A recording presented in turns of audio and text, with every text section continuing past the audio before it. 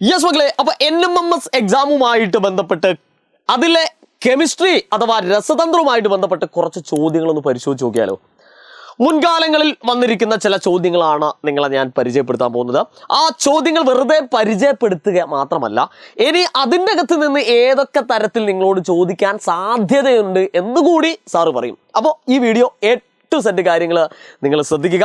അതേപോലെ തന്നെ ലൈക്ക് ചെയ്യാൻ മറക്കരുത്, നമ്മൾ വീഡിയോ ഷെയർ ചെയ്യാൻ മറക്കരുത്. അപ്പം നേരെ നമുക്ക് ഏതാണ് ആ ക്വസ്റ്റ്യൻസിലേക്ക് നോക്കാം.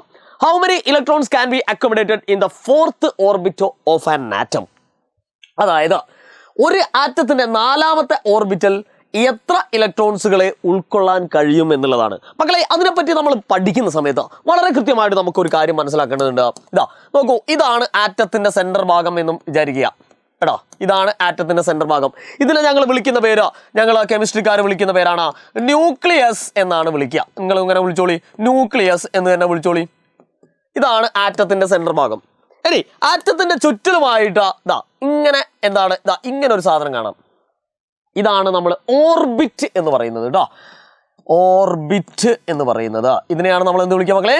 ഓർബിറ്റ് എന്ന് പറയുന്നത്. ഈ ഓർബിറ്റിലൂടെയാണ് ഇലക്ട്രോൺസുകൾ സഞ്ചരിക്കുന്നത്. ഓക്കെ, അപ്പൊ ഇവിടെ ഇതൊരു ഓർബിറ്റ് ആണ്. അടുത്ത ഒരു ഓർബിറ്റോട് സാറ് വരയ്ക്കുകയാണ്. തൊട്ടപ്പുറത്ത് അടുത്ത ഓർബിറ്റോടും വരച്ചു, അതിൻ്റെ അപ്പുറത്ത് അടുത്ത ഓർബിറ്റും വരച്ചു. ഇങ്ങനെ ഇപ്പൊ ഞാൻ തൽക്കാലം 4 ഓർബിറ്റുകളാണ് ഞാനിവിടെ വരച്ചിരിക്കുന്നത്.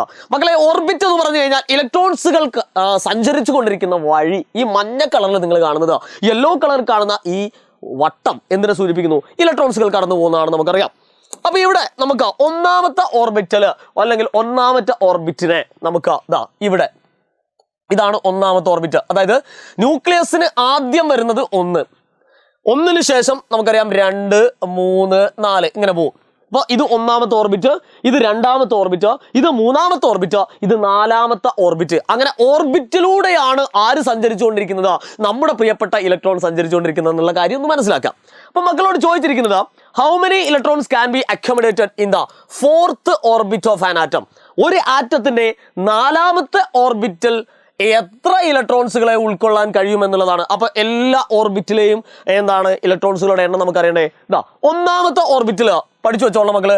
1ാമത്തെ ഓർബിറ്റില് എത്ര ഇലക്ട്രോൺസേക്ക് ഉള്ളൂ? 2 ഇലക്ട്രോൺസേക്ക് ഉള്ളൂ. പഠിച്ചു വെച്ചേക്കണം മക്കള്. 1ാമത്തെ ഓർബിറ്റിൽ എത്ര ഇലക്ട്രോൺസേക്ക് ഉള്ളൂ?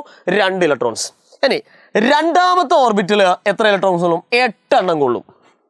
റെഡി? 3ാമത്തെ ഓർബിറ്റില് 18 എണ്ണം കൊള്ളും. 4ാമത്തെ ഓർബിറ്റില് 32 എണ്ണം കൊള്ളും. ഇത് നേരെ അങ്ങ് പഠിച്ചേക്കുക. അപ്പൊ 1ാമത്തെ വട്ടത്തിൽ എത്ര ഇലക്ട്രോൺസ് കൊള്ളും? ഇവിടെ ഇങ്ങനെ നമുക്ക് കാണാം, ഇവിടെ 2 ഇലക്ട്രോൺസുകൾ ഇങ്ങനെ സഞ്ചരിക്കുന്ന കാണാം. ഇനി 2ാമത്തെ ഓർബിറ്റില് 8 എണ്ണതാ, ഈ 2ലൂടെ 8 ഇലക്ട്രോൺസുകൾ ഇങ്ങനെ വട്ടം കറങ്ങുന്നുണ്ട്. ഇനി 3ാമത്തെ ഓർബിറ്റിൽ 18 എണ്ണമാണ് റൗണ്ട് ചെയ്യുന്നത്.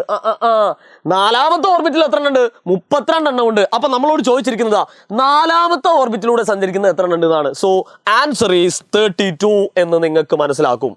ഓക്കെ, അപ്പൊ ഇത് കൃത്യമായിട്ട് നിങ്ങൾ മനസ്സിലാക്കുക. ഒന്നുകൂടി ഞാനൊന്ന് പറയാം, സാർ ഒന്നുകൂടി പറയാണ്. അതായത് ആറ്റത്തിന്റെ സെന്റർ ഭാഗത്തിനെ നമ്മൾ ന്യൂക്ലിയസ് എന്ന് പറയുന്നു.